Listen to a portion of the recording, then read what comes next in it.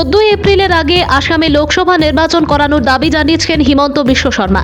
14 এপ্রিলের আগে নির্বাচন হলে আসামের মানুষ আরো ভালোভাবে বিহু উদযাপন করতে পারবেন বলে মুখ্যমন্ত্রী শর্মা। একই সঙ্গে তৃতীয়বারের মতো নরেন্দ্র মোদীর নেতৃত্বে বিজেপি বিপুল ভোটে হাসিল করবে বলেও প্রত্যয় ব্যক্ত করেন হিমন্ত। বিহুর আগে লোকসভা নির্বাচন করার জন্য নির্বাচন কমিশনকে অনুরোধ করেছেন বলে জানান তিনি। আজ নজিরার চকিমুখ এইচএস স্কুল মাঠে রেশন কার্ড বিতরণ অনুষ্ঠানেও যোগদান করেন তিনি। মুখ্যমন্ত্রী আরও বলেন, রেশন কার্ডের মাধ্যমে পরিবারগুলোকে একাধিক সুবিধার আওতায় আনার কথা ভাবছে রাজ্য সরকার। পূর্বে রেশন কার্ড কেবলমাত্র রেশন সামগ্রী বিতরণের মাধ্যম হিসেবে ব্যবহৃত হতো, কিন্তু এখন রেশন কার্ড রেশন সামগ্রীর পাশাপাশি স্বাস্থ্যের অধিকারও সুনিশ্চিত করবে। সাধাৰণতে অসমত যিটো পৰিৱেশ এইটোত আমি বহাগ বিহুৰ আগতে ইলেকশ্যন সমাপ্ত হয়। ময়ো নিৰ্বাচনী আয়োগক অনুৰোধ জনাম যাতে অসমৰ নিৰ্বাচন 14 এপ্ৰিলৰ আগতে সমাপ্ত হয়, কাৰণ তেতিয়া মানুহে বিহুটো ভাল কৰি পালন কৰিব পাৰিব।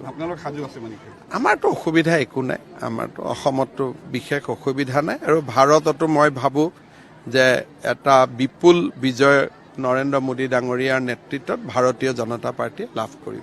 যিসকল লোকে ৰেচন কাৰ্ড পাইছে তেওঁলোকে প্ৰধানমন্ত্ৰীৰ আয়ুষ্মান ভাৰত আৰু মুখ্যমন্ত্ৰীৰ আয়ুষ্মান অসম আঁচনিৰ অধীনত বছৰি 5 লাখ টকালৈকে বিনামূলীয়া চিকিৎসাৰ সুবিধা পাব। লগতে তেওঁলোকক আমি উজ্জ্বলা গেছৰো হিতাধিকাৰী কৰিম। তেতিয়া তেওঁলোকে 300 টকাকৈ প্ৰতি মাহত গেছৰ চিলিণ্ডাৰ আন লোকতকৈ সুলভ মূল্যত লাভ কৰিব।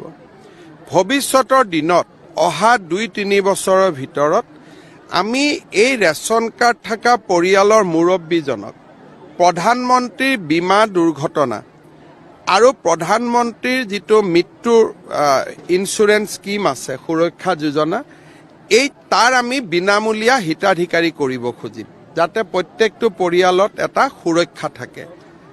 পঞ্চমতে আমি অহা বছৰ অৰুণোদয় আঁচনিটো ৰিষ্ট্ৰাকচাৰ কৰিব খুজিছোঁ, যাতে প্ৰত্যেক ৰেচন কাৰ্ড থকা পৰিয়ালত লাহে লাহে আমি অৰুণোদয় আঁচনি দিব পাৰোঁ। তাৰমানে অসমত 52 লাখ পৰিয়ালৰ হাতত ৰেচন কাৰ্ড আছে, 52 লাখ অৰুণোদয় একেবাৰে নহ'ব, কিন্তু 2-3 লাখকৈ যদি প্ৰতি বছৰে আমি হিতাধিকাৰী বঢ়াই যাওঁ, তেতিয়াহ'লে 2026-27 চনত আমি আমাৰ লক্ষ্যত উপনীত হ'ব পাৰিম।